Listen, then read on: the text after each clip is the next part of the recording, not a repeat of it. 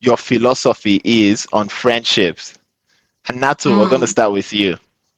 I believe that friendship is a natural, it's a living thing that needs to be nurtured. Like with friendships, you must be on your best behavior. If you insult your siblings, you can't bring it to a friendship group and insult people.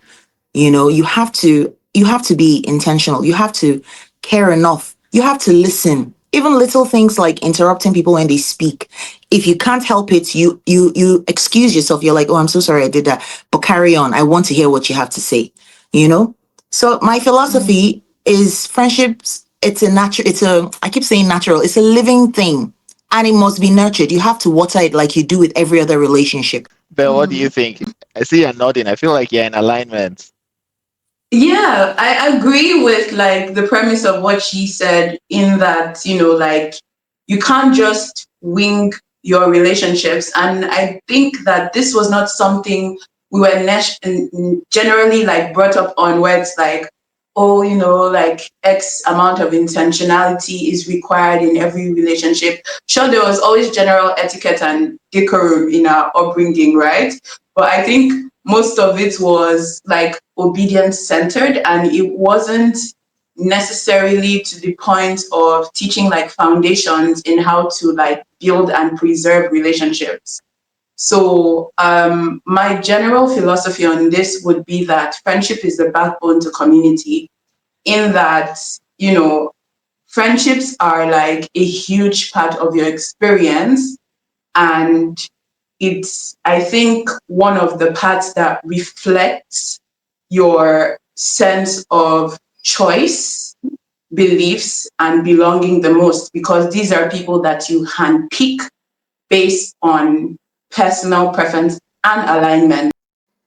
I like. And similar to you, like you said, what did you mention? Beliefs, belonging, alignments. I think those you can categorize them as values. And that's how I'm seeing friendship these days. In the beginning, I used to see friendship as shared interests. So if you like to go partying, we could be friends. But now it's evolved into something more. We need to have shared values. So my question to you is, you talked about how, the friendships you have are a reflection on you said boundaries, choices. Do you think it's fair to say that it is 100% a reflection on you, the friends that you have? When I say a reflection on you, it's basically like Adams said, right? It's a reflection of your values, like what you're choosing to align with or what makes sense in the center of your life at the moment. Um, and I think if you're very clear about the structure of what's important to you and like the values that are non-negotiable to you, then your friends will definitely reflect that. So in a way, yes, their their presence in your life is a reflection of you. However, you can't be 100% held accountable for their actions at every point, because you may not always be privy to what informs that, Yeah. right? Um, Mhm. all you can really do is be forthright enough to be able to approach that with all forms of like authenticity and hold them accountable. Normalize giving your friends the opportunity to expand with you, to evolve with you. So if they are stuck in a certain center of thought, patterns, process, actions, right, that you can see from a higher perspective and understand, okay, this pattern is familiar to this person for XYZ amount of reasons. And perhaps this thing is hurting not just you, but also the people in their lives and them too, because by consequence, when people hurt others, they're hurting themselves too. But yeah, like you're able to then come around and say, okay, what can I do for this person or to help or support this person? How can I show up to let them understand that I still value the dynamic that I have? And then what is the consequence of that um, interaction not being met with action? I think I'll start with what you guys said in the beginning about values in friendship, about your values aligning and all that. I think for me, Um, in one word, I would say the person is a good person. That's the first step for me. And my definition of being a good person might be very, very different to everybody else's definition. So a good example would be Matthew, right? So I've known Matthew for what, 6 years now. And in that time, I would say that in in the beginning of our friendship, I wouldn't say if I was sticking to values, he would be somebody that I would consider to be my friend at the beginning, right? Because I think we're very different people. And when I met him, I used to be scared of Lagos people, so I wasn't friends with Lagos people when I was in Nigeria, just because of my mindset. So, but I wasn't sticking to values, and I've never really stuck to values. I just say, is this person good? If this person is good, then every other thing would follow from there. My point, what I was going to add there is from Emmanuel's statement, I think you might be mixing up values and personality. I've heard you guys say, oh, I might not have the same value as this person.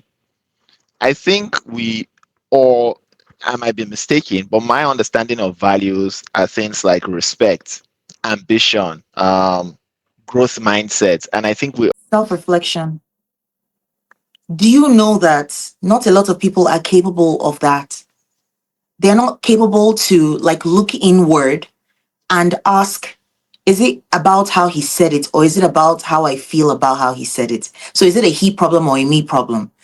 A lot of, I'm not joking, in this my big age, I have friends that are unable to reflect inwards, unable to say things like just look at it like, okay, what role did I play in this situation? I'm not even kidding. So I really like that. I admire, that. And I feel the one thing that gives you that ability is exposure, like being in groups, being on platforms, talking to people. I feel that really helps. have two hot takes, right? And the first one is I think people throw around the word friend too loosely. If you're my Okay. tier one friend, I am ready to put my reputation on the line for you. And I don't think many people understand what it means to be someone's tier one friend. So I'll give a real life example. You see how these days, if any man is accused of sexual abuse, he's guilty until proven innocent, instead of the other way around, innocent until proven guilty. And then you see his friends start to distance themselves from him. An Mm, example could be Jay-Z and PDD. Jay-Z used to sing PDD was his friend. As soon as PDD got indicted, he pulled away. He was like, not my problem.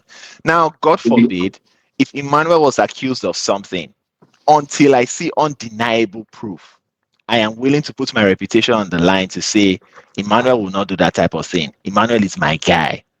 He will not do it. Oh, Emmanuel killed somebody. Show me video evidence. Ah, forget, that's AI. Until Emmanuel tells me, Adams, I did that thing, I am willing to put my reputation on the line, anything, whatever it takes to fight for my tier one friends. And that is how I see it. Second hot take, I think, honestly, I will rate friendship over family. Friendship is choice.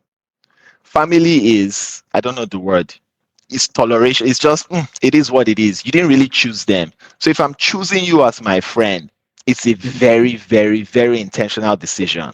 It's a And big deal. I will make excuses for you. So I think when you love someone, you give them more leeway.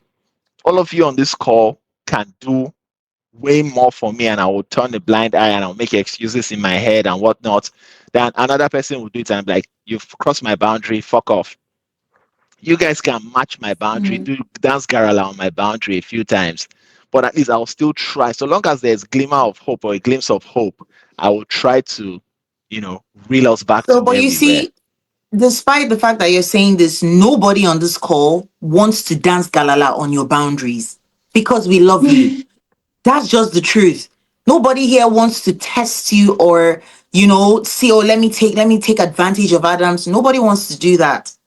So the fact that you're saying, oh, I would excuse you if such a situation came about where it felt like someone was dancing on your boundaries, you will take a step back and be like, this is unlikely. what's happening with this person? Let me reach out, let me find out, let me Yeah. investigate.